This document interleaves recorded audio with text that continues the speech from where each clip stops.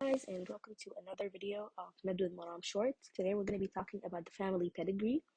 So family history is probably one of the most important aspects or parts of a history, especially in pediatrics. And when it comes to it, the most important part of it is drawing a family pedigree chart, okay?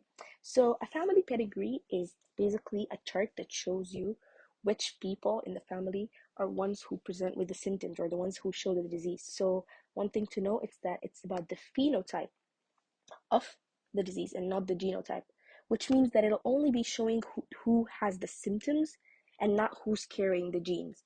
Okay, so even if someone is a carrier or someone has a recessive gene, it would not show on the family pedigree, but the phenotype is the one that shows. So if the patient or the person has the disease or has the symptoms, they would show.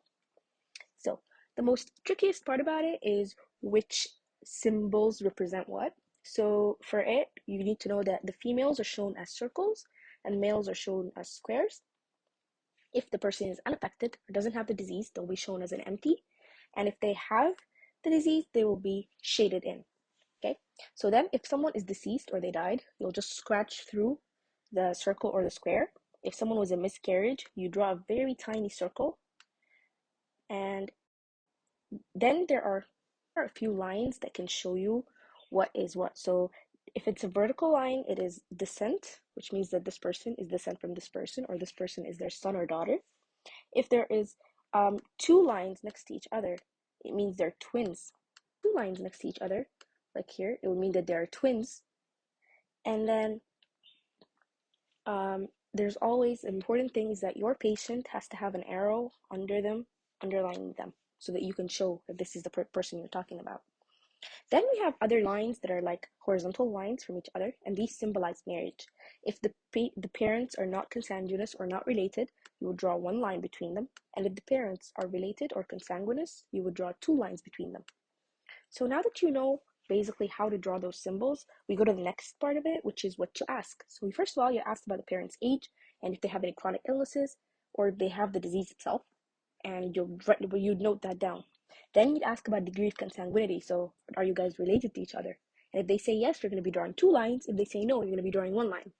Then you would ask for each birth and miscarriage in order and the outcome of each. So you would ask about the first birth or the first miscarriage, and then if it's a birth, the age of the baby now, and if they're female or male, and if they have the disease or not. And then you would keep asking for each and every single birth, and you would draw the pedigree accordingly. Then you ask if any distant relatives have the disease.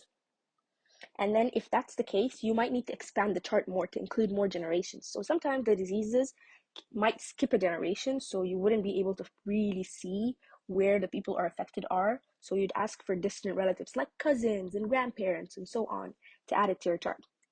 Once you've done that, you just basically get to draw your chart. And this is just an example of a chart where we have a female who's 38 with hypertension and a male who's 50, and they are consanguineous, so they're related. And then they have kids. Afterwards, you'll see that the kids, we've got the oldest. They're supposed to have the ages, but I didn't do that. But yeah, you have the oldest who's a male unaffected. Then you got the next one is a female affected. Next one is a male who's affected, and that is our patient. Then you've got a miscarriage, and we have twins who are unaffected. This is just an example. This is not an actual disease, or it's no way related to the actual pathology of the disease. It's just an example to show you how you would show different types or different histories on a family pedigree. Thank you so much for watching. I hope this was beneficial. If you have any questions, don't hesitate to ask.